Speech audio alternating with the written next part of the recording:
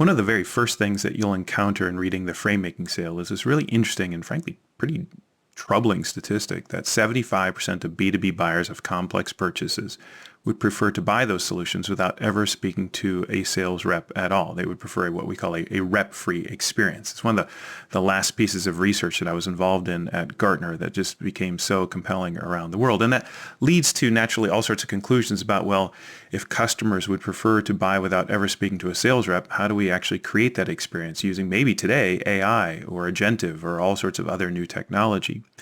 But what's interesting when you read the rest of the book is that the one thing you won't find in the book is actually many references to artificial intelligence or AI at all. In fact, if you do a word search on the book, you'll find AI is only mentioned twice across over 200 pages. That's partly by accident, but mostly on purpose, because it's just simply not the focus of our book. There's, goodness knows, plenty of people out there talking about AI in all sorts of really powerful, compelling, and interesting ways. But what we're interested in the Framemaking Sale is the other side of the story.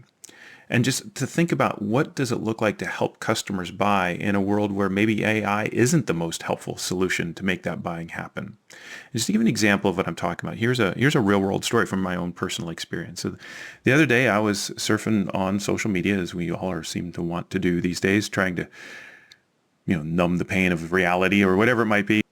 And as I was going through my feed, naturally the algorithm was serving up sort of customized, personalized ads, and somehow the algorithm has figured out that I have a rescue dog, and maybe even that the rescue dog has digestive issues. And so my algorithm was trying to convince me that I needed to buy human-grade dog food, and being the good pet owner that I am, and also just, AI playing on my guilty conscience perhaps, I decided, well, maybe today's the day. Maybe today is the day that I look into human-grade dog food. So I said, you know what?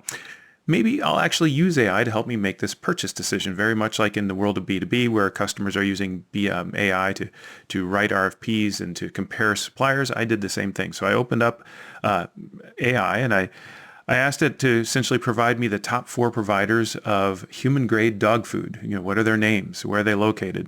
Give me some customer testimonials. Talk about their pricing. Talk about the ingredients in their food. Give me a recommendation. Tell me which of these 4 is in fact the best one for me, given the size and shape and weight of my dog and all the different issues that I was dealing with.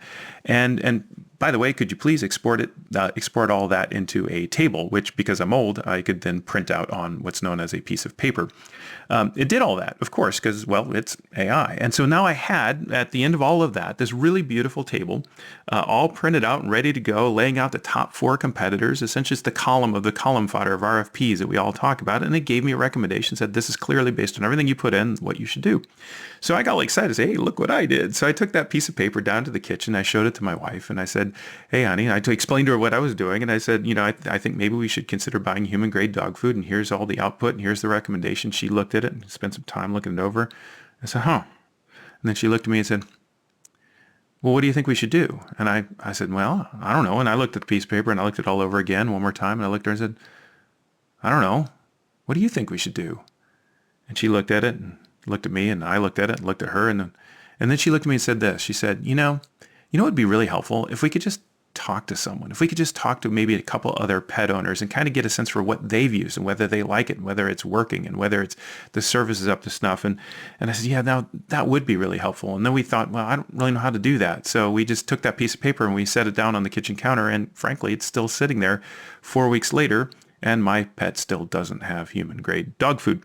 And I think this to me is like this really telling moment for AI, where it shows both its power and its limitations. Because at the end of the day, what we're really looking for isn't just information. We don't want to just know something. We're looking for confidence. We're looking to feel something. We're looking to feel like I'm making the right choice. I feel confident in the choice I'm making on behalf of my family, in this case, on behalf of my dog. And sometimes to do that, it helps to have not just a technological input, but a human connection. And I think this is where we go all the way back to that 75% data point. I think it's really interesting because while we know that 75% of B2B buyers might prefer a rep-free experience, I don't think that necessarily means that 75% of B2B buyers would prefer a human-free experience. And that to me seems to be the huge opportunity today in the world, not just of sales and how it's evolving, but in the world of AI and how it's evolving, is how do we show up in sales maybe to be a little less traditionally salesy and a little bit more human, and build that human connection and help our customers to connect to the other humans and the other input that they're seeking to give them the social proof, to give them the social, the self-confidence to make the choices that they need to make. So as you think about your opportunity in sales, it isn't just to leverage technology, although there is some real opportunity there to be more productive, to be more efficient. But if you want to be truly effective, be human.